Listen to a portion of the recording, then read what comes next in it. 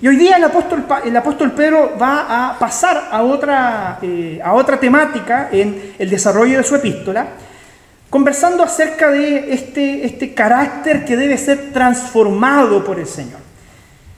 Y a propósito de la preparación de este sermón, me acordé de una frase de Platón que escribió en el texto de La República, que probablemente todos tuvieron que leerlo en el colegio.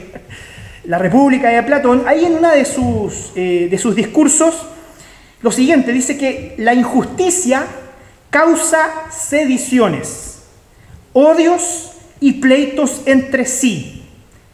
En cambio, la justicia trae concordia y amistad. Muy interesante. Sin embargo, a la luz me acordé de esta frase porque a la luz de lo que estuve estudiando sobre este texto, vemos en realidad que la Biblia también dice que puede haber concordia y amistad en la injusticia. En la injusticia también puede producirse amistad y concordia. Por lo tanto, no necesariamente cuando hablamos de este concepto de paz social, ella está asociada necesariamente a lo que Dios entiende por justicia. Y de eso quiere ayudarnos el apóstol Pedro a trabajar hoy día.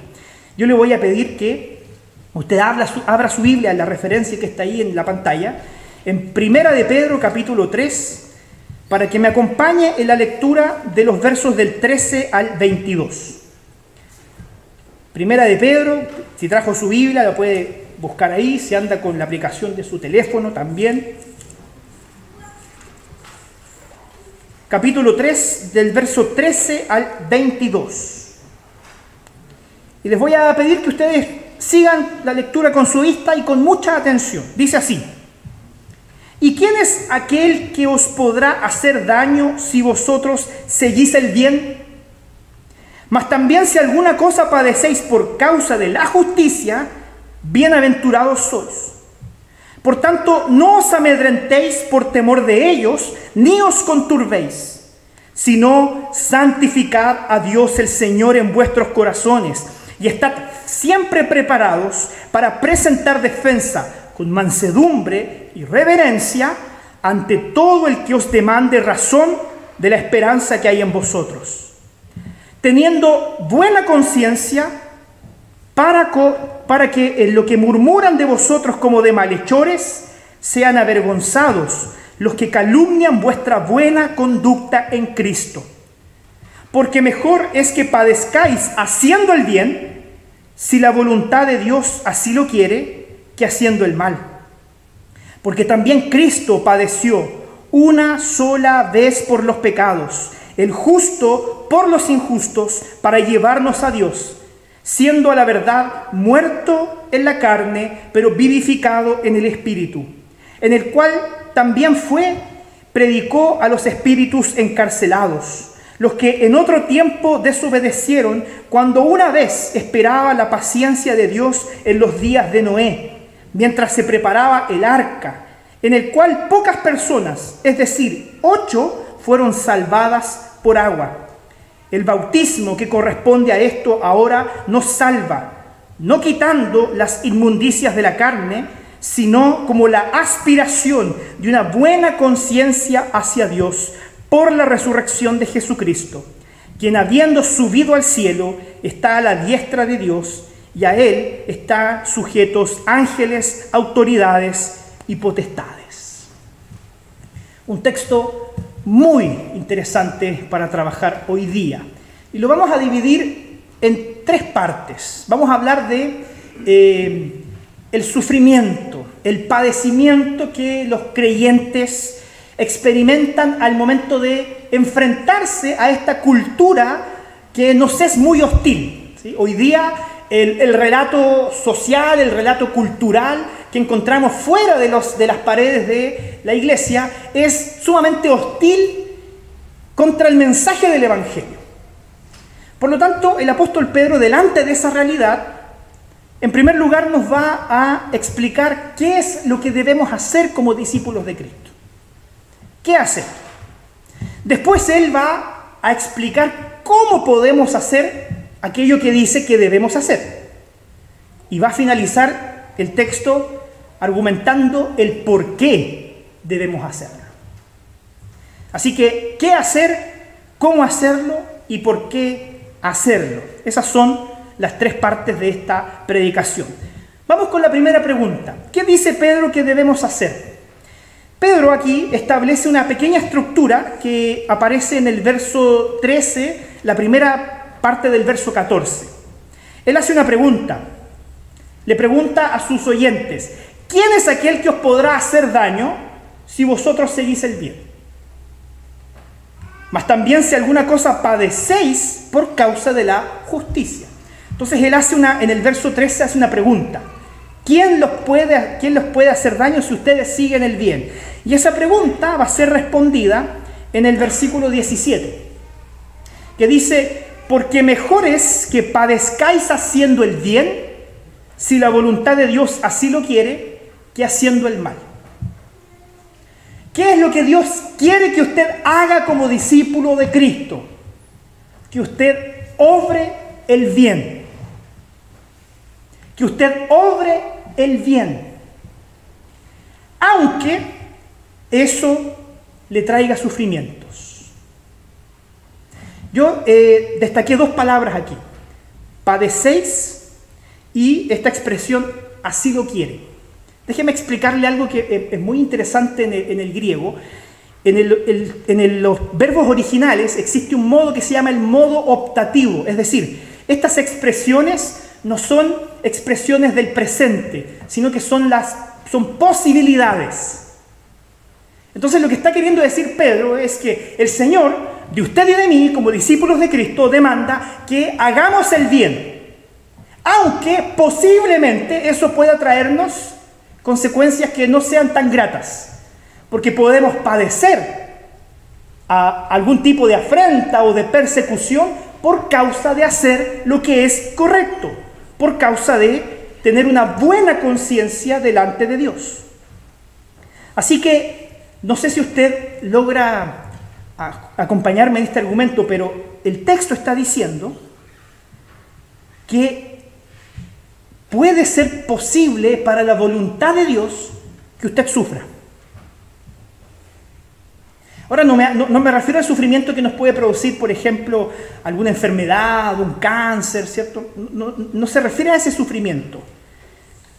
Pedro se refiere a un sufrimiento muy específico, que es el sufrimiento humano que se enfrenta delante de la opresión que produce la cultura que contraviene nuestra forma de vivir. Y se lo voy a explicar con dos ejemplos de la época de Pedro. Fíjese que en aquella época había un concepto de ciudadanía un poco distinto al que nosotros manejamos hoy. En aquella época, quienes vivían en alguna ciudad estaban muy identificados con esa ciudad. Y ellos tenían ciertos ídolos, ciertos dioses, patrones que cuidaban de la ciudad. ¿Sí? Entonces, todas las ciudades tienen sus propios ídolos. Algunos adoraban a Atenea, otros adoraban a la diosa Artemisa, qué sé yo. Tenían distintos dioses patrones a los que les ofrecían servicios al Señor. Hoy día las ciudades también tienen sus propios ídolos, solo que no se manifiestan en forma de estatuas, ¿no? Pero sucedía algo muy interesante. Cuando algo malo pasaba en la ciudad, por ejemplo, algún terremoto, algún incendio muy grande que consumía muchas casas y se llevaba muchas vidas, o cuando surgía alguna epidemia, una enfermedad que diezmaba a la población, siempre se buscaban culpables. ¿Quiénes eran acusados como los culpables de las calamidades? Quienes no adoraban a los dioses de la ciudad. Porque la gente entendía que hay personas en nuestra ciudad que no le ofrecen adoración a nuestros dioses patrones, y por lo tanto, lo que hacen nuestros dioses nos castigan. Nos mandan incendios, nos mandan terremotos, nos mandan epidemias. Entonces hay que buscar aquí un culpable. Y adivinen quiénes eran los que principalmente eran sindicados como los culpables de las calamidades en las ciudades de aquella época. Los cristianos. De hecho se dice que en el incendio de Roma, que al parecer fue el mismo emperador que mandó a quemar su ciudad, él culpó a los cristianos de eso. Los cristianos fueron los que causaron este incendio. Y por lo tanto, los creyentes de aquella época, como se negaban a prestar adoración a estos dioses falsos, eran fácilmente apuntados y culpados delante de cualquier calamidad que aconteciera en la ciudad. Y entonces los oprimían, los perseguían por causa de eso. Y no solo eso. En aquella época, la actividad económica giraba en torno a lo que se conocían como los sindicatos de trabajadores. Es algo muy similar al concepto de sindicato que manejamos hoy día. Estos sindicatos se reunían y agrupaban a la gente que compartía la misma actividad económica. Por ejemplo, los pescadores tenían su gremio, ¿sí? Tenían su sindicato allí.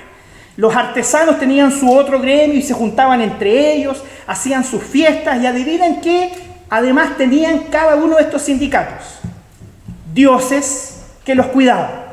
Estaba el dios de la pesca, el dios de la construcción, el dios de los artesanos. Entonces, cuando se juntaban, ¿cierto?, en estos sindicatos a tener reuniones, no solamente firmaban nuevos negocios o conseguían nuevos inversionistas, sino que también se pegaban sendas fiestas para adorar a sus dioses que incluían inmoralidades sexuales, que eran parte de la adoración a sus dioses. ¿Quiénes se negaban a participar de ese tipo de actividades? Los cristianos. Entonces fíjense, si yo era un artesano y no quería pertenecer a este sindicato que caía en todo tipo de inmoralidades para adorar a sus dioses paganos, yo iba a ser apartado. Y muchos cristianos perdían sus fuentes laborales. Muchos cristianos no podían cerrar contratos o no podían ejercer su actividad económica porque eran discriminados por causa de su fe. Entonces Pedro le escribe a estas personas que están sufriendo por causa del Evangelio. Y por eso les pregunta, ¿quién les puede hacer daño? Porque mejor es que ustedes padezcan, si así es la voluntad de Dios, haciendo el bien que haciendo el mal. Ahora, eso claramente, usted estará de acuerdo conmigo, es sumamente contracultural. Porque lo más fácil es rendirse, lo más fácil es participar, lo más fácil es decir, total, aquí por tener trabajo o por tener amigos, mejor me disfrazo de pagano, pero guardo mi fe para mi familia. Y no era eso lo que el Señor estaba pidiendo de los discípulos de Cristo. Y Pedro entonces anima a los creyentes de aquella época a que no claudicaran en esos esfuerzos. Pedro entonces establece que es posible sufrir por tener el deseo de practicar el bien. Ahora, ¿qué es practicar el bien? Porque yo puedo tener un concepto bastante, ¿cómo decirlo?, liberal de lo que es hacer el bien. Un poquito más adelante, en 1 de Pedro capítulo 4, este texto lo vamos a trabajar más adelante, Pedro explica más en profundidad esto. Dice, baste ya el tiempo pasado para haber hecho lo que agrada a los gentiles, andando en lascivias, concupiscencias, embriagueces, orgías, disipación y abominables idolatrías. Está hablando de las fiestas de los sindicatos. Está hablando de las actividades paganas que se llevaban a cabo en las ciudades a los que los creyentes debían resistir. Porque dice que a estos les parece cosa extraña que ustedes no corráis con ellos en el mismo desenfreno de disolución y os ultrajan. ¿Cuántas veces no nos han visto, hermanos, como bichos raros por pensar como pensamos? ¿Cuántas veces en nuestros círculos de amistades, en el colegio, en la universidad, en el vecindario, en el trabajo, donde quiera que usted se desenvuelva, cuando usted ha establecido como principio su fe en Cristo Jesús, lo han mirado extraño y lo han dicho, ustedes son bien raros, ¿eh? Es lo mismo que pasa hace 2000 años, nada nuevo bajo el sol. Y el Señor, así como le decía a los creyentes de aquella época, hoy día insiste a través de esta epístola en que no claudiquemos en practicar el bien. Y practicar el bien es justicia, es hacer justicia. La segunda parte del verso 14 dice, mas también si alguna cosa padecéis por causa de la justicia. Hacer el bien es conformarse a la voluntad de Dios. Eso es hacer el bien. Hacer el bien no es un estándar moral que está asociado a mi calidad como ser humano. Hacer el bien no es demostrar que soy mejor que los demás. pero sí es demostrar que soy distinto. ¿Y por qué? Porque yo sigo un estándar y un patrón que está asociado no a mandamientos de hombres, sino al mandamiento que proviene del Señor. Hacer justicia y hacer el bien es una vida que se conforma a la voluntad de Dios. Ese es nuestro objetivo. Eso es lo que debemos hacer. Vivir conforme a la voluntad de Dios. Aunque eso nos traiga sufrimiento. Porque esto es medio paradójico, porque además fíjense que el mismo Pedro dice que si ustedes hacen el bien, obran con justicia, siguen la voluntad del Señor, y aunque eso les traiga sufrimiento, ustedes van a ser felices. Bienaventurados sois, dice Pedro, si padecen a causa de la justicia. Parece ser claramente algo muy contradictorio, pero es lo que el Señor Jesucristo les anunció a sus discípulos cuando en el Sermón del Monte Él enseñó lo siguiente y dijo en Mateo 5: bienaventurados los que padecen persecución por causa de la justicia. Bienaventurados, felices, porque de ellos es el reino de los cielos. Bienaventurados sois cuando por mi causa los vituperen y los persigan y digan toda clase de mal contra vosotros, mintiendo. Gozaos y alegraos, porque vuestro galardón es grande en los cielos, porque así persiguieron a los profetas que fueron antes de vosotros. ¿Qué es lo que debemos hacer entonces? Conformarnos a la voluntad de Dios. Hacer el bien delante de la cultura hostil, aunque eso nos traiga momentos incómodos y sufrimientos. Debemos estar comprometidos con nuestra fe para que manifestemos la justicia de Dios a través de nuestro carácter transformado. Eso es lo que Pedro dice que debemos hacer. Ahora vamos a responder la siguiente pregunta: ¿cómo hacerlo? ¿Cómo yo puedo obrar el bien, obrar la justicia y estar cumpliendo el estándar divino? Bueno, el texto continúa, la segunda parte del verso 14 y el verso 15 dicen así: por tanto, no os amedrentéis por temor de ellos, ni os conturbéis, sino santificad a Dios el Señor en vuestros corazones y estad siempre preparados para presentar defensa con mansedumbre y reverencia ante todo el que os demande razón de la esperanza que hay en vosotros. En estos pasajes bíblicos hay dos verbos que están en el modo imperativo, que es el modo en el que el Señor no nos sugiere que hagamos algo. No es una sugerencia, no es como si a usted le parece, si usted quiere, no. Estos verbos son imperativos, son mandamientos, acciones directas. ¿Qué dice el Señor que debemos hacer? Primero, no amedrentarnos, no tener temor.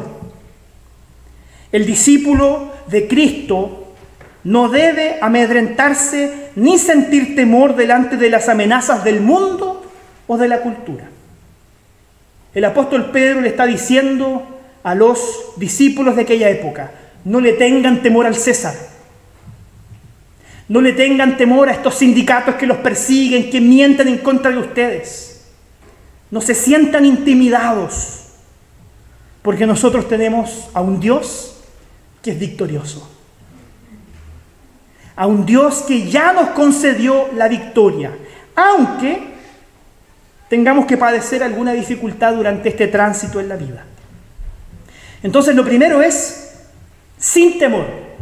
¿Cómo tengo que practicar el bien? Si eso es lo que tengo que hacer, ¿cómo lo hago? Sin temor. No tenga temor de lo que vaya a decir nadie. Si usted es consecuente con su fe, si usted es consistente con lo que piensa, no sienta temor de nada ni de nadie, porque no hay nada ni nadie que lo pueda separar del amor de Dios que es en Cristo Jesús. Sin temor a lo que vayan a decir. Aun cuando mi discurso sea impopular, aun cuando oponerme a las ideologías de turno sea absolutamente perjudicial para mí, sin temor, estar firmes en la verdad revelada en la palabra de Dios. Pero también, junto con no tener temor, Pedro dice, ojalá que esto no sea un discurso nomás en su boca. Como sí, yo sigo la verdad y yo creo en lo que es correcto. El texto también dice, santificad a Dios. No solo con su boca, no solamente decir, sí, yo creo la verdad, yo creo lo que el Señor ha revelado en su palabra y me opongo a las perversiones de la ideología del mundo. Y después en mi vida, con la práctica, yo hago algo absolutamente diferente. Eso no tiene consistencia. Pedro dice, sin temor, pero santificando al Señor en nuestros corazones. Pedro, entonces, apunta a que seamos creyentes transformados integralmente. Que no solamente seamos discípulos de Cristo con un discurso bonito, con algo que suena bien, sino que lo vivamos cada día. Que santifiquemos al Señor viviendo en integralidad. Por eso el texto dice que debemos santificar al Señor en nuestros corazones. El corazón, para la mentalidad de aquella época, era el centro que controlaba toda nuestra vida. Es decir, está diciendo, santifiquen al Señor con todo lo que ustedes son, con todo lo que piensan, con todo lo que dicen. Que su estilo de vida muestre que realmente son discípulos de Cristo y que eso no sea solamente un buen discurso. Y aquí viene una parte muy importante de cómo hacerlo. Sin temor y siendo consistentes en nuestro estilo de vida, santificando al Señor. ¿Sabe lo que va a producir eso? ¿Sabe cuál va a ser el resultado de no tener temor a las amenazas, sino que querer vivir en obediencia al plan y al proyecto de Dios? Vamos a empezar a ser cuestionados por las personas que nos rodean. Porque nuestros amigos nos van a empezar a decir, ¿de verdad tú quieres esperar hasta el matrimonio? ¿De verdad eso te parece sensato hoy día en el tiempo en el que vivimos? Y empezamos a ser duramente cuestionados por las decisiones que tomamos en función de la que el Señor nos ha revelado en su palabra. Y ahí Pedro dice, delante de los cuestionamientos estén preparados para presentar defensa. Pero fíjense, con mansedumbre y reverencia. La semana pasada fuimos con un grupo de hermanos a ayudar a Roger y Gloria a cambiarse de casa. Ellos se cambiaron de Hualpén a Collao. Y mientras iba conduciendo por la avenida Colón, ahí donde tiene su departamento, hermana Anita, habían unos rayados que yo nunca antes había visto en mi vida, ¿sí? Uno siempre ve rayado, decía, muerte al ateo.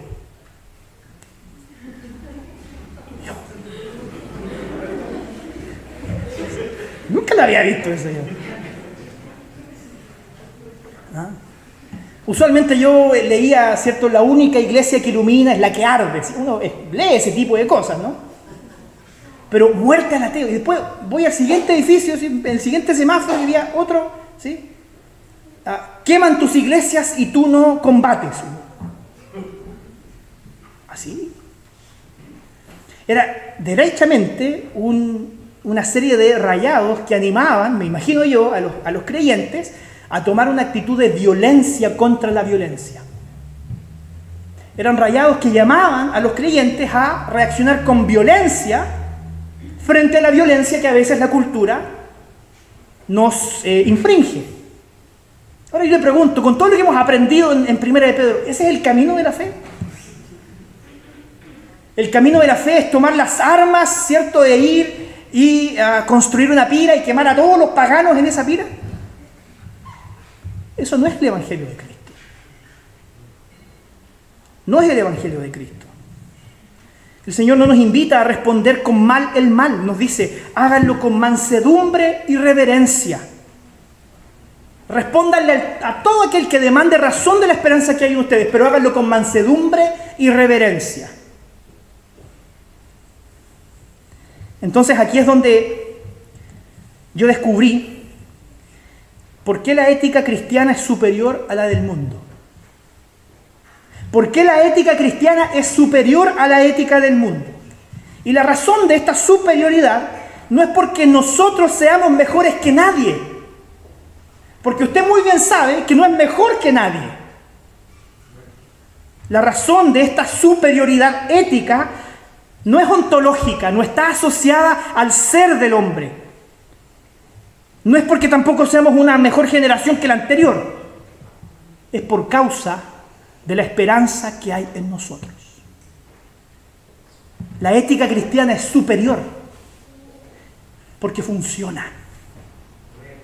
Y porque está basada en la verdad, porque proviene de Dios, que promueve la paz y la prosperidad a todos aquellos que viven en sumisión al Señor. Y esa es la esperanza que debemos compartir con aquellas personas que nos cuestionan. Eso es dar razón de la esperanza que hay en nosotros.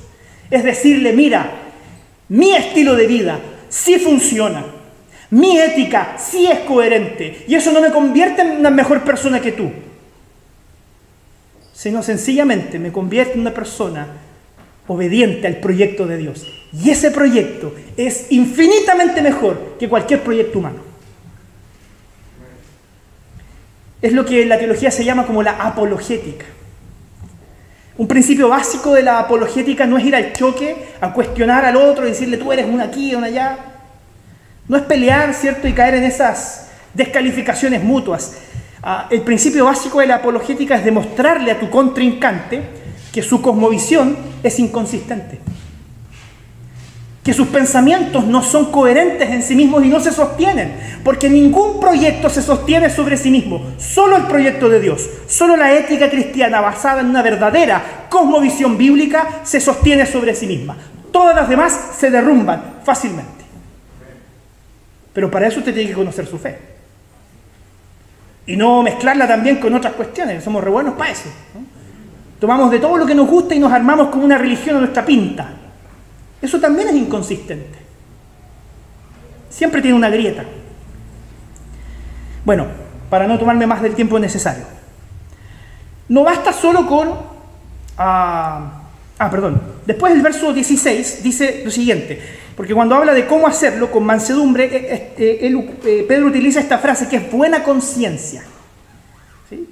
Teniendo buena conciencia para que lo que murmuran de vosotros como de malhechores, ellos sean avergonzados los que calumnian vuestra buena conducta en Cristo. Entonces, Pedro dice que no basta solo con responder que la razón de nuestro estilo de vida es la esperanza que recibimos de Jesús.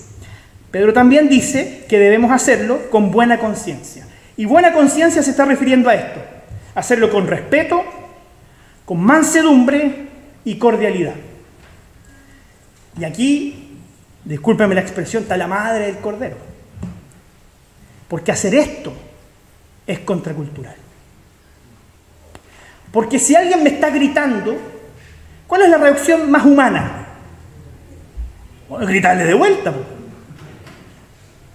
Si alguien me está ofendiendo, la reacción más humana es ofender de vuelta.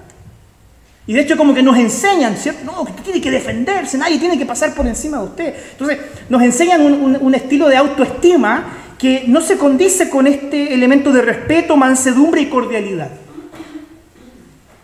Es posible ser una persona que no sea atropellada por otra sin que usted pierda el control de su carácter. ¿Cómo? Con respeto, con mansedumbre y con cordialidad. ¿Cómo hacerlo? Con respeto, con mansedumbre y con cordialidad. Sin temor. A eso se refiere con buena conciencia. Y de hecho toma como ejemplo la historia de Noé. Este texto es bien oscuro, hay una parte bien difícil, pero vamos a llegar a eso ahora. Pero él toma como ejemplo la historia de Noé. Él dice que los que en otro tiempo desobedecieron cuando una vez esperaban la paciencia de Dios en los días de Noé, mientras se preparaba el arca, en la cual pocas personas, es decir, 8, fueron salvadas por agua. El bautismo que corresponde a esto ahora nos salva, no quitando las inmundicias de la carne, sino como la aspiración, y vuelvo a repetir esto, hacia una buena conciencia hacia Dios, por la resurrección de Jesucristo. Entonces Pedro pone a Noé, a su esposa, a sus hijos y a sus nueras como ejemplo de esto. Él dice, Noé con su familia eran un grupo pequeño, que vivían en medio de una sociedad altamente hostil y pecaminosa. ellos fueron quienes se mantuvieron fieles a Dios. Y es por eso que el Señor los elige, no porque ellos hayan sido mejores que los otros, pero los elige para ser salvos por medio del agua, ¿cierto? El agua finalmente terminó inundando todo el mundo, todos los demás perecieron, salvo estas 8 personas que el Señor escogió. Y entonces Él utiliza como ejemplo el bautismo, ¿cierto? Dice que el agua del bautismo nos purifica no de las inmundicias de la carne, sino que es una aspiración hacia esta buena conciencia. Entonces lo repite varias veces, en el versículo 16, buena conciencia. En el versículo que estamos leyendo ahora dice buena conducta y buena conciencia.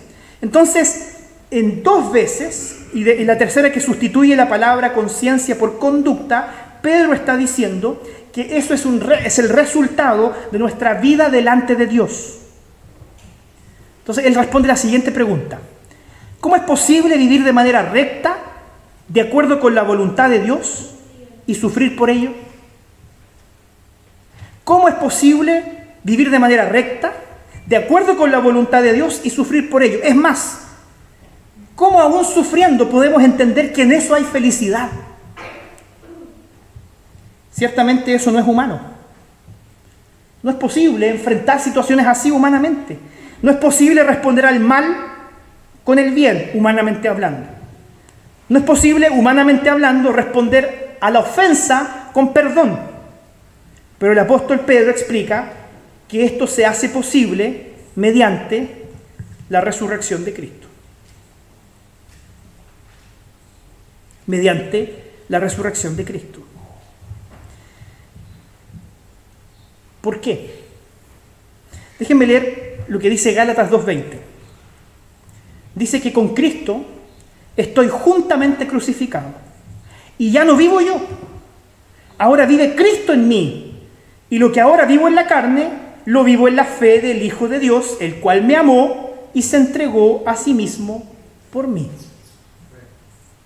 Solo es posible hallar sentido al sufrimiento, que es fruto de esta confrontación con el mundo y con la cultura hostil que nos rodea, cuando damos énfasis a la resurrección de Cristo. Es decir, cuando Cristo, vivo, reina en nosotros. Es la única forma. Usted nunca, por sus propios méritos, podrá responder al mal con bien.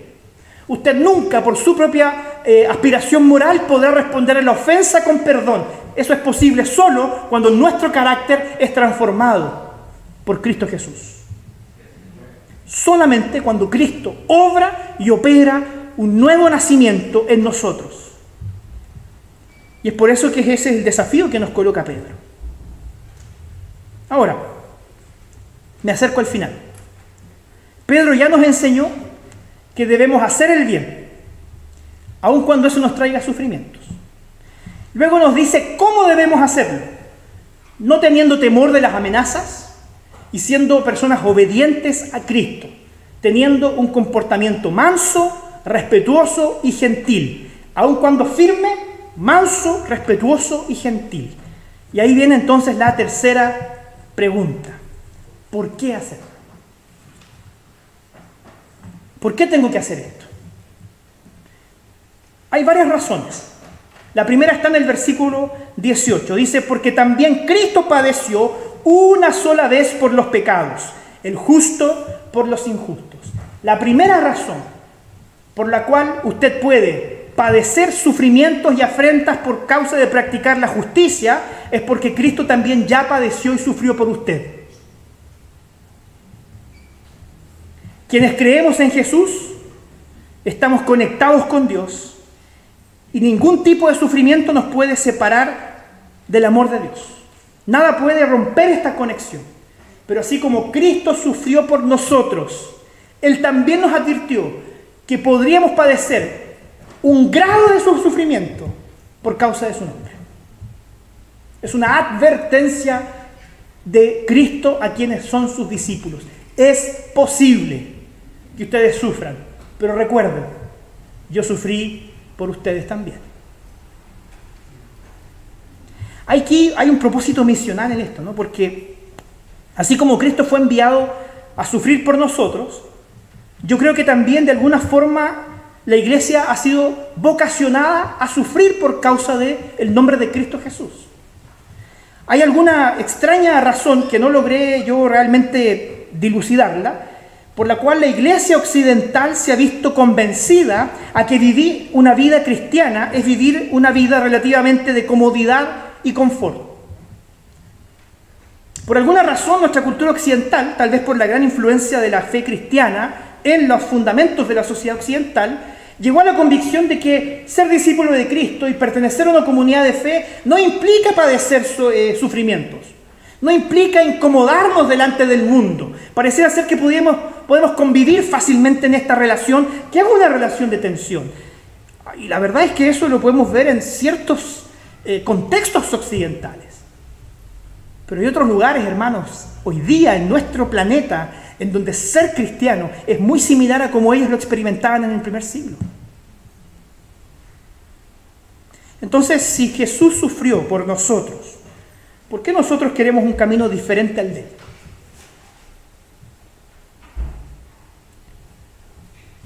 Me encontré con una frase de Michael Gohin en el libro Introducción a la Cosmovisión Cristiana.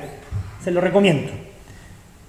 Respecto de esto, él dice lo siguiente: el sufrimiento es fruto del combate misional con las ideas idólatras de nuestra cultura.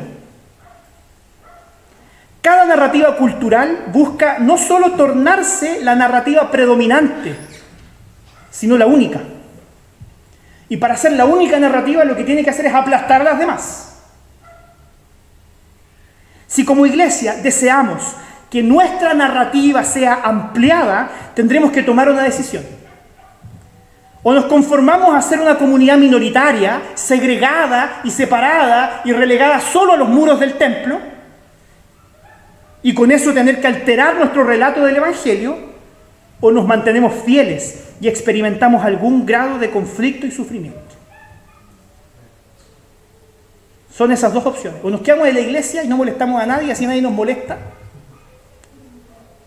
O mantenemos firme nuestra convicción de lo que es verdadero, aun cuando eso nos enfrente con el relato de la cultura.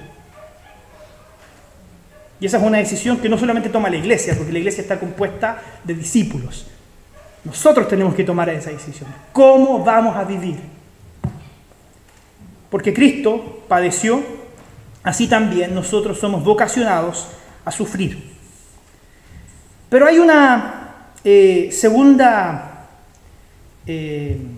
razón, que está en el hecho de resaltar la resurrección y la victoria de Cristo. Porque cuando somos capaces de poner en nuestra mente la victoria de Cristo, eso calibra nuestra visión respecto de las personas que nos ofenden y que nos persiguen por causa de nuestra fe. ¿Sabe por qué? Porque finalmente uno termina descubriendo, como lo dice después el apóstol Santiago, que nuestra lucha no es contra sangre ni carne, sino contra potestades celestiales. Finalmente no son las personas quienes son nuestros enemigos. El hecho de saber que Cristo nos ha dado la victoria nos permite entender que nuestra lucha es una lucha espiritual, que Cristo ya venció y que hoy día esa esperanza de victoria ya decretada para nosotros trae paz en medio del sufrimiento, y que por lo tanto las personas que hoy nos atacan, ya sean que son movidos por ideologías o por intereses políticos, no son en la práctica nuestro enemigo principal. Entonces no es una lucha contra ellos, ¿cierto? Como decía el Rayado, decía en el edificio, muerte al ateo. No es que yo tengo que ir y aplastar a los demás. Tengo que demostrar que nuestra cosmovisión, que nuestra narrativa bíblica es superior a la del mundo. Para que cuando yo sea capaz de derribarle el techo a todos los paganos que viven en su propia idolatría, les puedo decir, ¿saben qué? Vengan para acá porque este techito sí se sostiene. Eso es misión. Ellos no son nuestros enemigos. Nuestra lucha no es contra sangre ni carne, es contra esas ideologías perversas que ciertamente son alimentadas por los poderes demoníacos. Y Cristo dice, yo ya vencí. Cristo fue vivificado en el Espíritu, Él resucitó. Y con su resurrección nosotros también tenemos victoria. La última razón, y terminamos. Quien habiendo subido al cielo está a la diestra de Dios, y a Él están sujetos ángeles, autoridades y potestades. La última razón por la que debemos y la que podemos sufrir es debido a que Jesús gobierna sobre todos y sobre todo. Entonces aquí podemos descansar. Porque si Cristo gobierna, hasta nuestro sufrimiento está debajo de su control. Y Él, como lo dice, nunca nos expondrá a un sufrimiento del cual nosotros no tengamos la capacidad de sobreponernos. Incluso en eso hay esperanza. Cuando sufrimos por vivir de manera radical la palabra de Dios, eso no significa que las cosas se salieron de control. Todo sigue bajo la poderosa mano de Dios. Y eso produce seguridad y confianza a los discípulos de Cristo, aun cuando padezcamos sufrimiento. Me salté un texto, no sé si usted lo notó. Encontré un comentario de Lutero sobre este texto bíblico. ¿Qué significa que Cristo fue y predicó a los espíritus encarcelados? Lutero dice, la verdad es que no es posible entender lo que Pedro dijo con eso. Así que yo hoy día también voy a saltar ese texto bíblico y no lo voy a explicar porque es muy difícil de verdad. Pero lo podemos dejar para algún estudio bíblico alguna vez y poder explicar realmente qué es lo que Pedro quiso decir con esa expresión. Pero para terminar los quiero dejar con la historia de una gran mujer. A propósito de que hace un tiempo atrás hablamos de otra mujer que se llamaba el Ángel de Varsovia, que salvó a más de 2.500 niños de morir en las cámaras de gas de los nazis. Yo quiero invitarle a que usted pueda conocer más de la historia de Corrie ten Boom. Ella vivía en los Países Bajos y ella era por oficio relojera. Su padre era relojero y le enseñó el oficio a su hija y ella fue la primera mujer en certificarse como una relojera profesional en su época, hasta que llegaron los nazis. Ella pertenecía a la iglesia calvinista holandesa o de los Países Bajos y junto con su padre habilitaron en su casa un refugio para cuidar de aquellos judíos que eran perseguidos por la Gestapo.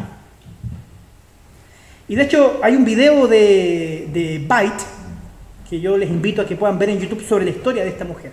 Pero hay una historia muy particular. Ella después fue capturada.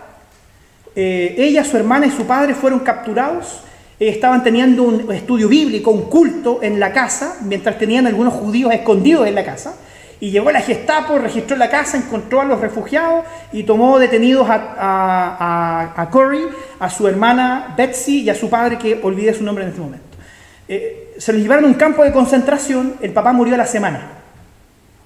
No aguantó más de una semana en un campo de concentración. Betsy y Corrie fueron después llevadas a otro campo de concentración. Y una semana antes de que ellas fueran liberadas, Betsy, su hermana, falleció en un campo de concentración. Corrie ten Boom salió libre y a los pocos meses ella ya en los Países Bajos había fundado una casa de acogida para personas que habían sido afectadas por la guerra. Y ella empezó a ganar gran notoriedad por su vocación hacia el servicio, profundamente convencida de que todo su sufrimiento había tenido sentido por ser obediente a su Señor. Ella fue invitada a dar unas conferencias en la ciudad de Múnich, en Alemania, sí, Alemania. Y ella dice que cuando terminó una conferencia, eso lo dice en el libro El Refugio Secreto, por si acaso, si lo quieren buscar, gran libro. Ella cuenta la historia de que cuando termina la conferencia, un hombre se acerca a conversar con ella. Al principio dice que le costó reconocerlo, pero finalmente cuando miró a sus ojos, él reconoció en ese hombre a uno de los guardias del campo de concentración en el cual ella había estado y que había sido causante de muchos sufrimientos en su vida. Este hombre se había convertido en la fe y había ido a buscar a Corey para pedirle que lo perdonara. Cuando ella se encuentra con este hombre de frente, en su libro relata que sus piernas comenzaron a temblar. Y en ese momento pensó, yo no puedo perdonar a este hombre. Sin embargo, luego de darle la mano, se sintió movida por el Señor a hacer lo que un discípulo de Cristo debe hacer, a no devolver mal por mal. Estrechó su mano y le dijo, yo no tengo capacidad humana para perdonarte, pero el Señor demanda de mí que tú seas perdonado. Y si ahora eres un hijo de Dios, entonces también ahora eres mi hermano en la fe. Y ella cuenta en el libro que esa es una de las experiencias en las que más ha visto de manera práctica el amor de Dios manifestado en su vida. Ella dijo, yo nunca vi tan profundamente manifestado el amor de Dios en mi vida, hasta el momento en que me tuve que enfrentar con mi captor, con aquel que produjo muchos sufrimientos y que fue responsable de la muerte de mi hermana, para perdonarlo. No hay ideología en el mundo que sea capaz de provocar eso. Solo el Evangelio de Cristo Jesús. Le dejo 3 desafíos para que piense y practique durante la semana. Hermanos, debemos vivir radicalmente conforme a la voluntad de Dios. Y si sufrimos por causa de eso, nos alegraremos. Gloria al Señor, si yo sufro por causa de practicar el bien, que es la justicia de Dios. Segundo, obedezcamos integralmente a Jesús, no solo de palabra, sino que también santificando al Señor en nuestros corazones, viviendo con mansedumbre, como resultado de la transformación que es operada en nosotros por medio de la resurrección en Jesucristo. Y por último, debemos sufrir porque Jesús sufrió, pero Él venció y gobierna soberanamente sobre todos, también sobre nuestro corazón. Que el Señor le bendiga y le voy a invitar a que incline su rostro y oremos al Señor. Padre Celestial, qué difícil es poner en práctica estas palabras, porque no está en nuestra naturaleza humana el responder de la manera en la que tú nos invitas a responder.